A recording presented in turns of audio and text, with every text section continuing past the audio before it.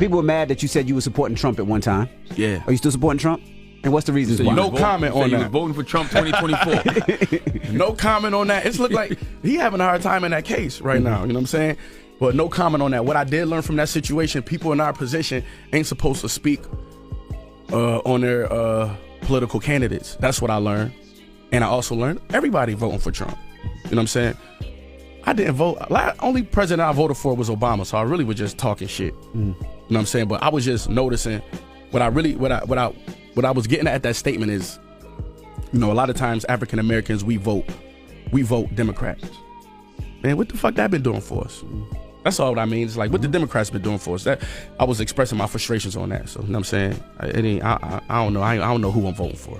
Boy, oh boy, oh boy, oh boy, boy. I gotta tell you guys, the Trump train, just when you thought it was going full speed, is actually gaining more steam, okay? The Trump train has turned into a bullet train, right? You know, the trains that are in Asia that can get people from, you know, one side of the country to another side of the country in record speed, right? That's the type of train that Trump has basically become, right? It's a bullet train, right? It's going fast, right? It's just going faster and faster and faster, okay? As more people are realizing that Trump 2024 is the answer. It is the movement that will take this country back and make America great again, okay? Even anti-Trump CEOs, like, for example, Jamie Dimon of JP Morgan, is coming out and realizing that Trump was right, okay? Trump was right.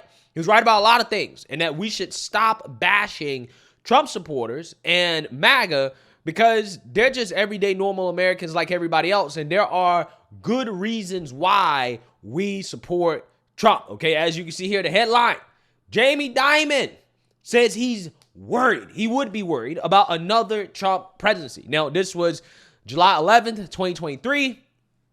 Now, all of a sudden, he's singing a somewhat of a different tune, right? I think he's still anti-Trump, probably still Trump deranged, but he's dropping some truth bombs here on the set of CNBC.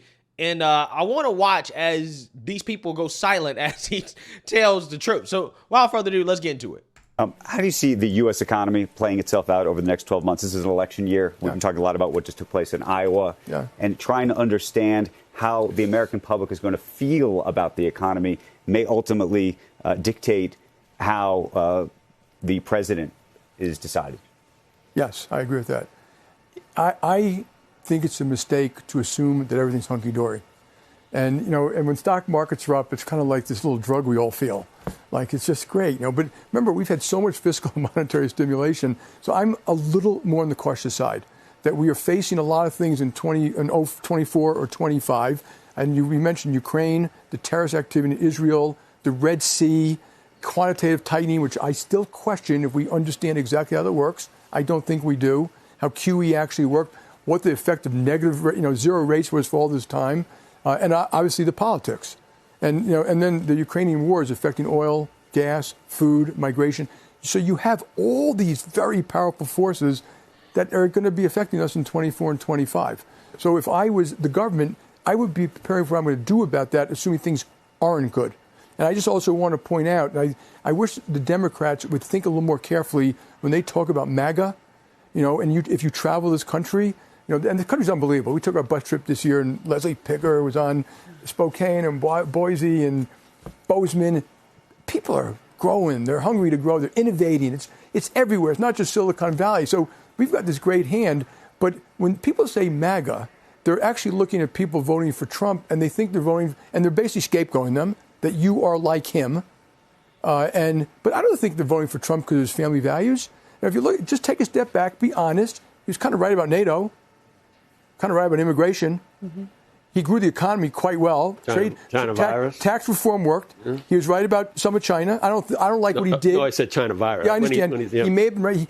And I don't like how he said things about Mexico. But he wasn't wrong about some of these critical issues. And that's why they're voting for him. And I think people should be a little more respectful of our fellow citizens. And when you guys have people up here, you should always ask the why. Not like it's a binary thing. You're supporting Trump, you're not supporting Trump. Why are you supporting Trump? It's hard to hate 75 million of your fellow Americans. I agree. It's done and, the Democrats have done a pretty good job with the deplorables, hugging onto their Bibles and their beer and their guns. I mean, really, Like, can we just stop that stuff and actually grow up and treat other people with respect and listen to them a little bit? And I do think the economy will affect. And I think this negative talk about MAGA is going to hurt Biden's election campaign. Facts. 100%. 100% is already hurting. I mean, Trump, again, a lot of Trump's ascension, okay, not only has to do with the fact that people recognize and understand that under his administration, things were much better and that he was right about a lot of things, okay, as Jamie Dimon rightfully points out, and regretfully so, right? He's doing it in a way where you can tell he's kind of like doing it out of regret. He's like, I don't really want to admit that Trump was right? He's like, oh, Trump was right about something. No, Trump was right about a lot of things, right? Trump was right about most things, okay? So people are realizing that, yes, Trump was right, but also on top of that, the persecution of Trump, the political persecution of Trump has aligned with Trump's ascension in the polls, in his comeback in American politics. What a difference a year makes. They definitely were, and it's easy to forget this, but call this up. This is a line graph of the support for the candidates going back to the start of 2023. And you remember at the start of 23, Republicans had that bad midterm. The Trump-aligned candidates cost them key races. You had Ron DeSantis in some cases within 10 points of Trump nationally. That's why all these candidates emerged. They thought Republicans were moving on. Here's where it diverged. Trump's line went up. DeSantis's went down. Do you know what happened that week? That week, first week of March 2023, Trump was indicted for the first time in New York on the Stormy Daniels matter. It clearly brought a rally around Trump effect to Republicans. 4 indictments and the trajectory goes up, and maybe that's why we see him in courtrooms as much as the campaign trail. It's working for him. Kristen, let's talk about. Yeah, so you seen that, you heard that. So it's not just the fact that Trump was right. Everybody knows that Trump was right. But it was also when Trump got indicted, when they first started throwing the politically charged persecutions against Trump. That's when people rallied around Trump and people knew, okay, we got to get behind this guy, right? Because we don't, they're going to throw him in jail, right? So again, it's a combination of things, okay? Democrats really are the catalyst for Trump's ascension more than they like to admit, okay? And always bashing your fellow Americans as dumb, stupid, uneducated, racist. I mean, they're quite literally saying that Nikki Haley doesn't have a chance because Republicans or conservatives believe that her blood is poisoned because she's Indian. The worst thing we've learned about the Republican primary electorate is not yet in these entrance polls questions tonight. The CBS poll, their final poll before the Iowa caucus, this is a national poll, shows that 81% of Republican primary voters and caucus participants, 81% of those people agree with Donald Trump that immigrants are poisoning the blood of this country. That means that 81% of the Republican primary electorate believe Nikki Haley has poisoned blood and is poisoning the blood of the United States. So that as a roadblock for Nikki Haley is impossible, but it also shows you what you're up against in any kind of campaign against voters like that. The convertibility of voters like that to anything other than the Trump view of the world is impossible. There's no campaign ad. There's no speech you can make. There's no, Republican who Chris Christie might be able to convince some of them. Not them. Not any of the 81%. Not one of them can be converted. Yeah. So the reason why Nikki Haley can't win apparently is because she's Indian. She's not white, right? So again, I wonder what their explanation is for Ron DeSantis, who is white, who also can't win. Again, it's just amazing how that works, okay? They can't really explain or analyze anything except through the lenses of race, because that's the laziest way to analyze anything in this country, right? This is what they rely on, okay? So now, with that being said, when they're not crying racism, now the mainstream liberal media has a new cope, right? And it's not just the mainstream liberal media. You also have some Republicans as well, too, like Ron DeSantis coming out with his talking point saying that, well, Trump only won 50% of the vote in Iowa, right? Only 50%. As if that's a bad thing. As if that wasn't a historic victory. We've never seen margins like that before, but apparently that's bad because it's only 50% of the vote. Take a look. I want though, to look at this another way. Let me just ask you, if Barack Obama took 4 years off and then ran in a Democratic caucus in Iowa, would 50% of Democrats vote against Barack Obama?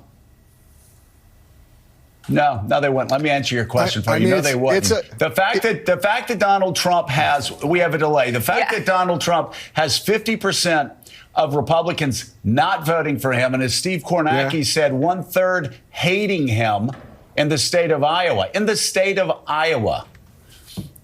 We can all sit here and put on sackcloth and ashes and moan about Donald Trump getting 51% of the vote. Got to say, for people who actually want to win general elections, that's not good news. Right. And there wasn't really a delay, Joe. I was trying to make a calculation in my head. In a way, Trump didn't really even take any time off. I mean, here's the analogy that's the right analogy. Trump transformed. Iowa was a state that, to bring up Barack Obama, Barack Obama wins this state in the general election in 2008. He wins the state in the general election in 2012. Trump comes in here, comes in third in the Iowa caucus in 2016, but wins the state, turns it red in 2016. Turns it red easily in 2020.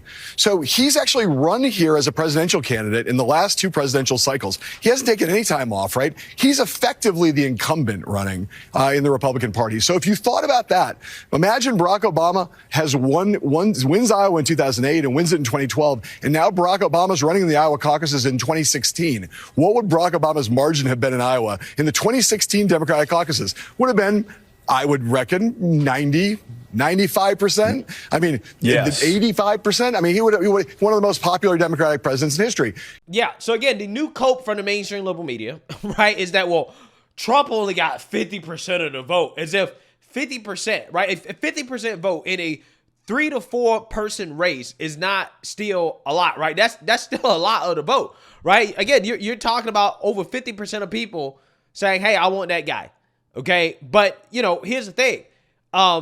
They're saying that, if Obama had ran, he took 4 years off and he ran in Iowa, he would get 80 to 90% of the vote, which, to me is fascinating because on one hand, they claim that states like Iowa are racist. All the whites are so racist that, a so-called person of color can't do well in a state like that. But apparently, according to them, Barack Obama can. He can do so well. He can get 80 to 90% of the vote in a racist state like Iowa, right? This is, again, the logic of the mainstream liberal media.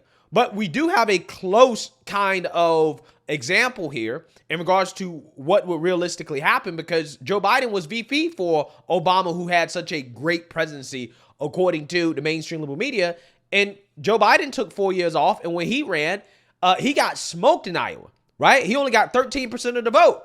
Only 13% of the vote. He didn't come anywhere close to 50%. He lost. He lost Iowa. So again, it seems to me the idea that Barack Obama in 2020 would have got 80 to 90% of the vote in Iowa. I'm not sure if that's necessarily the case, right? I'm not sure if that's actually true, right? But regardless, according to the polls, Trump can put up 50 burgers, right? At least get half the vote in a vast majority of the states, okay? And again, this is the type of cope that we're seeing from the mainstream liberal media. Trump gets a historic victory in Iowa, largest margin ever, okay, in a GOP primary, and the media is like, that's kind of a bad thing because still 50% of the people voted against Trump. No, 50% of the people say, hey, I think that I prefer this candidate over Trump, but that doesn't mean that 50% of those people are going to not vote for Trump, right? That's not what it means, okay? A lot of those people, hopefully, okay, even the Haley supporters will come over to Trump, right? Once everything is all said and done, once the primaries are over, DeSantis supporters, Haley supporters, Vivek Ramaswamy supporters, Christie supporters, Asa Hutchinson supporters, hopefully they'll come over to Trump, right?